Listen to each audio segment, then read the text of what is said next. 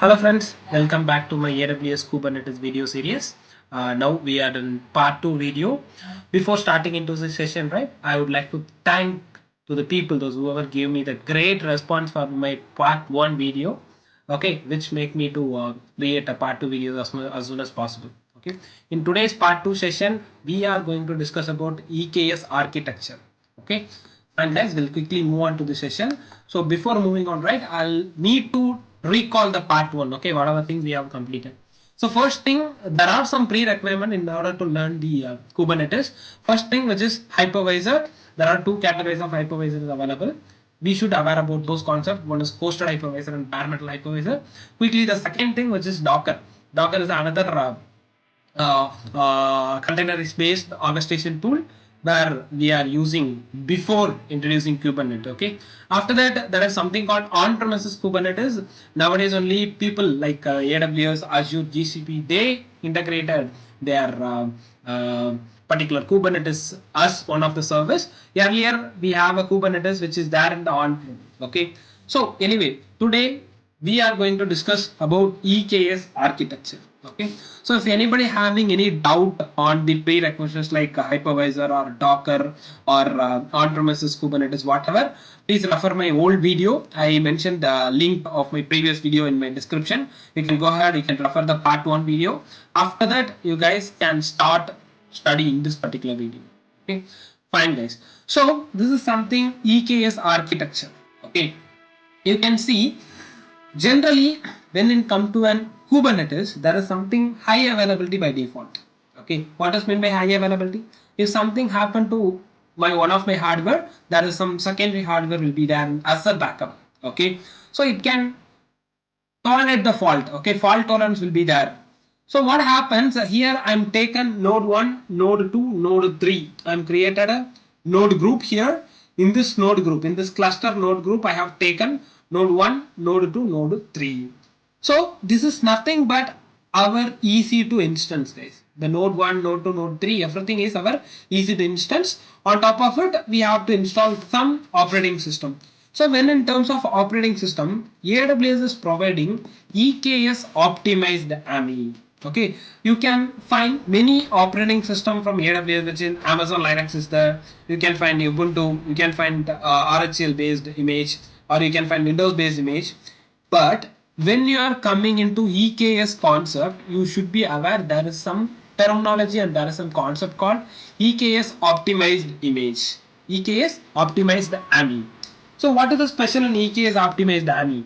So generally when you want to configure a cluster which is with respect to an EKS Kubernetes cluster, there should be a EKS optimized image should be in place. You cannot configure the Kubernetes cluster with the normal AMI, what we are having when we are creating EC2 instance, right? Generally, we will have an AMI. Using that AMI, we cannot provision EKS cluster. There is a dedicated AMI they have been provided. I'll show you how to find out that AMI and where we will get that is coming in upcoming videos. As of now, just understand there is some dedicated AMI available, which is calling it as a EKS optimized AMI, which has been provided by AWS. Okay, in this layer of operating system, on top of the server, each and every server will be having the operating system. On top of the operating system, when you are installing EKS optimized AMI, by default, Kubernetes service is running. Okay, when you are installing EKS optimized AMIs, on top of it, by default, Kubernetes service is running. Okay, on top of the Kubernetes only, we are deploying our containers. In Kubernetes, people used to call it as a pods. Okay, in Docker, people used to call it as a container. Here, people are used to call it as a pod. But there are some differences there between container and pod. I don't want to make you confused in the beginning itself. We are going to discuss about those things. As of now, consider these as either container or pod. On top of these only, we are deploying our application. Okay, this is how EKS architecture has been done. What is the special in that? See, in this example, I have taken server 1, node 1, node 2, node 3. Over there, if something happened to one of my server, still I have a redundancy with the two servers. Okay, whatever the application I deployed in this container, right, that will be functioning from the other nodes. Okay, still when you are coming to EKS concept, there are some auto scaling concept, everything is there that we are going to discuss. But this is how the EKS has been architectured. Okay, there will be a hardware will be there. Hardware is called considered as a node 1 and node 2 and node 3. On top of the hardware, right, we are having something like operating system, which is EKS optimized AMI. So on top of the EKS optimized AMI, we will have by default Kubernetes services in running. On top of it only, we'll deploy our container parts and our application. Okay, this is what the architecture of EKS, guys. So there are some advantages. Okay, when you are comparing on-premises Kubernetes with cloud-based Kubernetes. Okay, AWS is one of the service EKS. What is the advantage when cloud-based Kubernetes? Because future generation they are completely planning to move their Dockerized or any containerized application into cloud-based Kubernetes. The reason all the setup is ready-made is available. First point, the ready-made setup is available, which means in order to create Kubernetes on-premises, you need to make sure your physical hardware of the server should be available. You need to install the operating system on top of it. You need to enable the Kubernetes service, everything. But here there is a command. When you are executing the command from AWS EC2 instance, it's provisioning the cluster nodes. It is making use of EC2 instance. It is making use of EC2 instance as a part of your cluster. That is why I am telling ready-made setup is available. Same way for networking, same way for your volumes, everything. The setup is ready-madely available in EC2. It is taking that instance as a node of my Kubernetes cluster. Second thing, there are many versions are there with Kubernetes. When I started my career, right, it was like 1.11 something like that. Now it has been reached 1.17 up to that much version. The upgradation of version, right, the upgraded AMI, the upgraded EKS optimized AMI, everything is taken care by AWS. We don't want to worry about it. Okay, that is what I'm telling. The version update will be taken care by the AWS. And the second thing, auto scaling. What does mean by auto scaling? So we have discussed the architecture of EKS.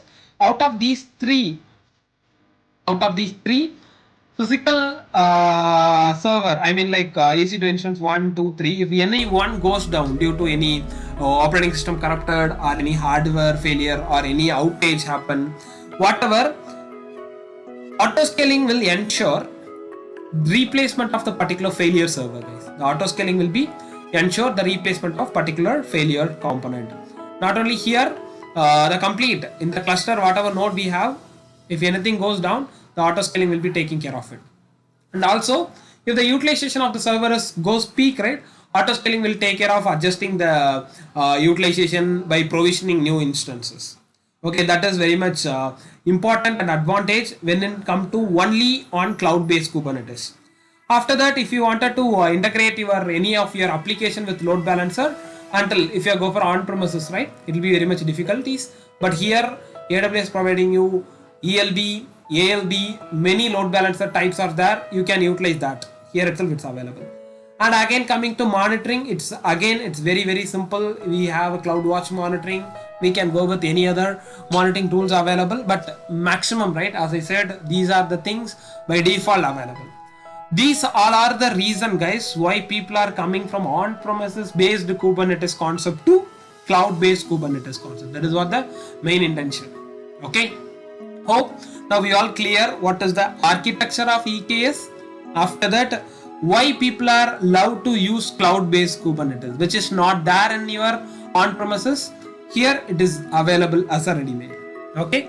So this is one, guys, what I want to make sure everyone get clear idea about EKS architecture and why people are allowed to use cloud-based Kubernetes. This is the only reason.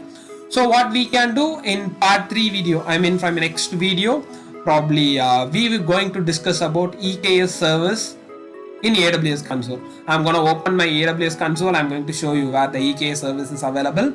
And also in the next video, we are going to discuss about what is EKS optimized AMI. What is the difference between normal AMI and the EKS optimized AMI? How we can get those detail everything. Okay. So thank you for watching this video. So action plan, many of them asked me daily basis. We are planning to give one Kubernetes video. So if you will watch this video clearly, right, you will gain, end of the day, you will gain proper Kubernetes idea with respect to an AWS EKS. Okay. So thank you again. Please, if you like this video, please share and like and subscribe our channel. Okay. Thank you all.